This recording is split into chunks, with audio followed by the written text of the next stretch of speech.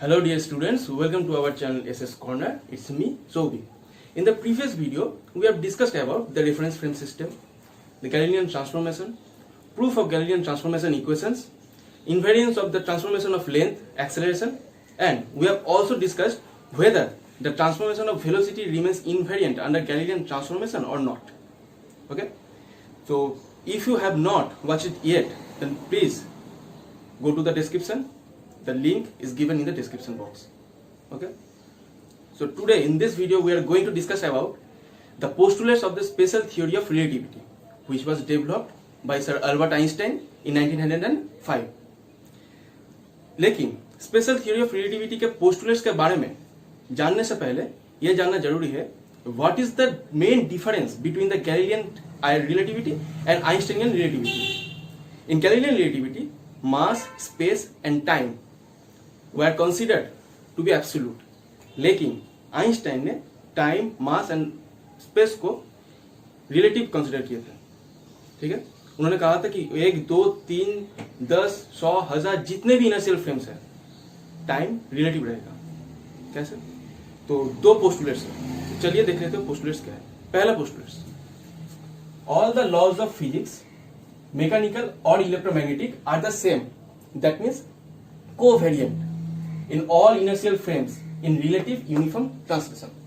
मतलब all the laws of physics, मतलब physics के जितने भी फंडामेंटल लॉज है, ऑन इलेक्ट्रिसिटी के law, gravitational law, optical law, ना सिर्फ mechanical law, electromagnetic law, magnetism के लॉ, जितने भी फंडामेंटल लॉज है are the same, that means covariant are the same. मतलब कहां पर है? In all inertial frames in relative uniform translation. मतलब इनर्शियल फ्रेम्स के आपस में जो ट्रांजिशन होते हैं, ठीक है, आपस में जो ट्रांजिशन होते हैं उस ट्रांजिशन में हर एक लॉ, जितने भी फंडामेंटल लॉज है वो सेम है. देखो यहां पर एक वर्ड है कोवेरिएंट. इसका मतलब क्या है? कोवेरिएंट का मतलब क्या है? मानो कि दो फ्रेम है, S frame and S prime frame. Okay, अब सपोज एक लॉ आप कंसीडर कर लो, मान लो कि F इक्वल्स टू एम है. तब इस लॉ को पहले एस फ्रेम पे अप्लाई किया, ठीक है, उसके बाद एस प्राइम फ्रेम में भी अप्लाई किया. देखो ट्रांसफॉर्मेशन कोऑर्डिनेट तो होता है, ठीक है, क्योंकि एस फ्रेम और एस प्राइम फ्रेम दोनों तो एक नहीं है, दोनों अलग है. ठीक है, इसलिए आफ्टर कोऑर्डिनेट ट्रांसफॉर्मेशन अगर हम लोग देखें कि लॉ, जो लॉ हमने अप्लाई किए थे पहले एस फ्रेम पे उसके बाद एस प्राइम फ्रेम पे, अगर ये लॉ का फॉर्म सेम रहा, ठीक है, तब जाके उस लॉ को हम लोग कहेंगे कि कोवेरिएंट लॉ है. समझ में आया? देखो डेफिनेशन क्या है? If the form of a law is not changed by certain coordinate transformation, that means if it is the same law in terms of either set of coordinate, we call that the law is invariant और covariant with respect to coordinate transformation. मतलब क्या हुआ कि अगर वो लॉ को पहले एस प्राइम फ्रेम और एस प्राइम फ्रेम पे अप्लाई किया, अगर वो लॉ का फॉर्म अगर सेम रहा तो उस लॉ को हम लोग कहेंगे कोवेरिएंट लॉ. तो चलिए पहला पोस्टुलेट का जो सिनॉप्सिस है वो क्या है देख लेते हैं. Under transition between inertial reference frame, the equation of all fundamental laws of physics stay from invariant. Thus, if a fundamental physical law is expressed with a mathematical equation in one inertial frame, then it must be expressed by an identical equation in any other inertial frames. समझे? देखो पहला postulate ये है, आप लोग exam पे यही लिखिएगा, ठीक है, और ये है सिर्फ सिनॉप्सिस समझने के लिए, ये आप समझ सकते हैं, और ये है मेन पोस्टुलेट. जरिए पहला पोस्टुलेट के बारे में थोड़ा सा पढ़ लेते हैं या फिर समझ लेते हैं. ठीक है, तो मानो कि आप और एक आपके दोस्त एक ट्रेन पे ट्रैवल कर रहे हो, आपके दोस्त आपके सामने बैठा है. ठीक है, अब ये ट्रेन एक पर्टिकुलर वेलोसिटी लेके, मानो कि 1 किलोमीटर पर आवर वेलोसिटी लेके मूव कर रही है. ठीक है, if I ask you what is the velocity of your friend with respect to you, क्या होगा? देखो ट्रेन मूव कर रही है लेकिन आप दोनों तो रेस्ट पे हो, तो आपके रेस्पेक्ट पे आपका दोस्त का वेलोसिटी क्या होगा? 0 होगा. ठीक है, वैसे ही थर्ड पर्सन, मानो कि कोई थर्ड पर्सन स्टेशन से आप लोगों को देख रहा है, क्या देखेगा वो? आप लोग मूव कर रहे हो, आप दोनों मूव कर रहे हो.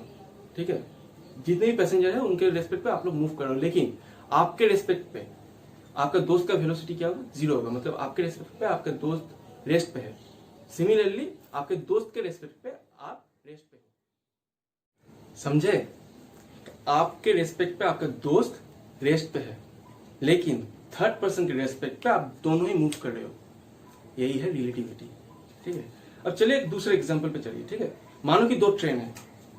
ठीक है, दो ट्रेन सेम डायरेक्शन पे सेम वेलोसिटी लेके मूव कर रही है, तो हमें क्या लगता है? दूसरी ट्रेन रेस्ट पे है कि नहीं? वैसे ही दूसरे ट्रेन से अगर कोई पैसेंजर पहले ट्रेन को देखे, ठीक है, क्या लगेगा कि वो रेस्ट पे है। लेकिन ऐसा तो होता नहीं है, क्योंकि दोनों ट्रेन एक डायरेक्शन पे सेम वेलोसिटी, मानो x kilometre per our velocity लेकर मूव कर रही है। ठीक है, लेकिन हमें लगता है कि ये रेस्ट पे क्यों लगता है हमें रेस्ट पे? चलिए देख लेते हैं।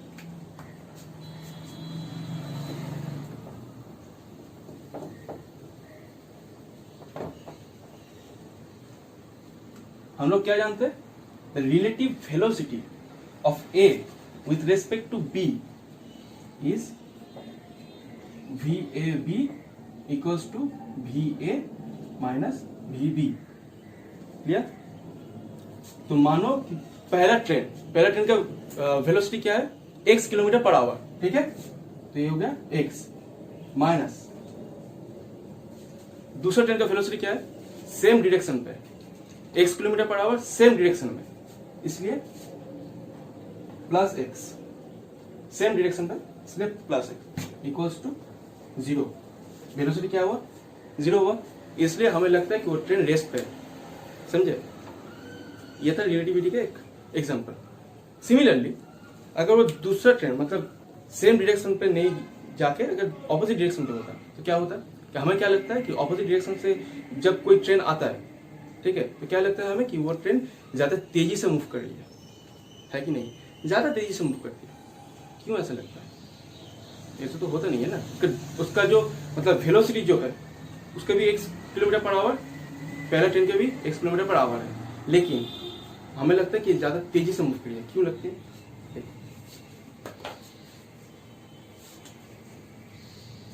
ये था सेम डायरेक्शन के लिए, अब ये है ऑपोजिट डायरेक्शन के लिए।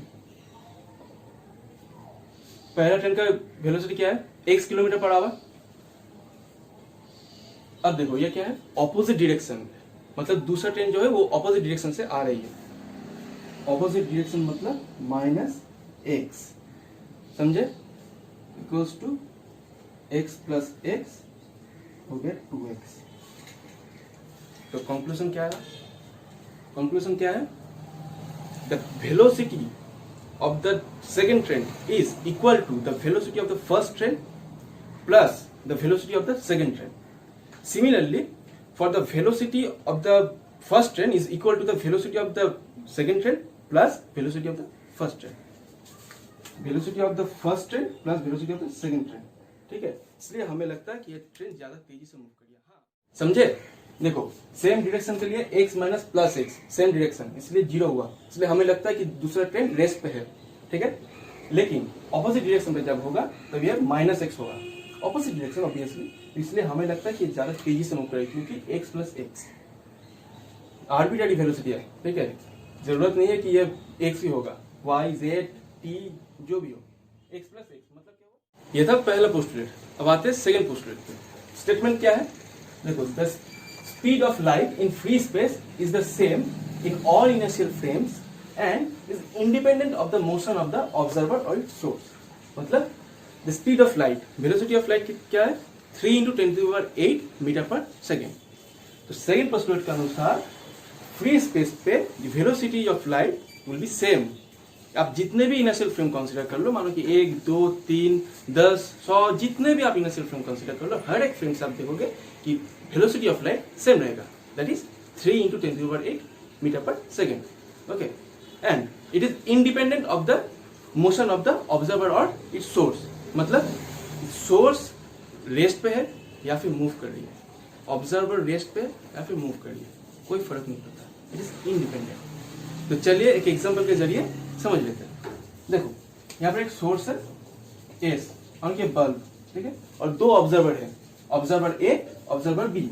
इसका आपस के जो दूरी है ये है 2 किलोमीटर, सपोज 2 किलोमीटर। अब यूजुअली होता क्या है, जब ये बल्ब ऑन होगा तो पहले ऑब्जर्वर ए को ऑन होते हुए देखेगा, थोड़ी देर बाद ऑब्जर्वर बी इसको ऑन होते हुए देखेगा। यूजुअली यही होना चाहिए, क्योंकि ऑब्जर्वर ए बहुत नजदीक पे है, सोर्स के बहुत नजदीक पे है, लेकिन ये बहुत दूरी पर है ऑब्जर्वर बी, ठीक है। लेकिन ऐसा होता नहीं है, क्यों? सेकेंड पोस्टुलेट के अनुसार ये दोनों observer at the same time, at the same instant light को ऑन होते हुए देखेगा, ठीक है। हम लोग जानते हैं कि वेलोसिटी ऑफ लाइट 3 × 10⁸ मीटर पर सेकेंड, मतलब हर एक सेकेंड पे लाइट 3 × 10⁸ मीटर डिस्टेंस कवर करती है, ठीक है। इसलिए लाइट सोर्स से ऑब्जर्वर ए तक जितनी टाइम डिस्टेंस कवर करने के लिए जितना टाइम लेते हैं, और सोर्स से ऑब्जर्वर बी तक डिस्टेंस कवर करने के लिए, मतलब ये जो 2 किलोमीटर डिस्टेंस कवर करने के लिए जितना टाइम लेते हैं वो 1 नैनो सेकेंड से भी बहुत ज्यादा कम है, बहुत ही कम है, which is not observable obviously. इसलिए हमें लगता है कि जब भी लाइट ऑन होता है, सब जहां पर हो, जितने भी इनर फ्रेम पे जितने भी लोग खड़े हो, ऑब्जर्वर हो, वो देखेगा कि सेम इंस्टेंट पे ये लाइट ऑन होते हुए देखेगा। समझे? ये था सेकंड क्वेश्चन के एग्जांपल, समझे? तो ये था आज के वीडियो का टॉपिक। अगर वीडियो रिलेटेड कोई भी डाउट अराइज हुआ तो कमेंट सेक्शन में जरूर पूछिए। अगर कोई फीडबैक देना हो वो भी जरूर कमेंट सेक्शन में बताइए, ठीक है। तो हमारे मकसद है आप लोग अच्छे मार्क्स लेकर आओ एग्जाम में, ठीक है। फिजिक्स को ना सिर्फ समझना है, उसको अच्छे से कॉपी पे लिखना भी है, मतलब एग्जाम कॉपी पे लिखना भी है, ठीक है, अच्छा मार्क्स सिक्योर करने के लिए। ओके, अब देखो, जो भी बोर्ड पे जो भी लिखा जाएगा वो काइंडली कॉपी पे नोट कर लीजिए, because at the end of the time आप देखोगे ये कॉम्पैक्ट नोट्स आ गया, समझे? तो अगर वीडियो आपको पसंद आया लाइक कीजिए, दोस्तों को शेयर कीजिए। अगर चैनल को सब्सक्राइब नहीं किए तो सब्सक्राइब कर दीजिए, चैनल के साथ बने रहिए। तो the next video will discuss about the Lorentz transformation, तो चैनल के साथ बने रहिए। Thank you.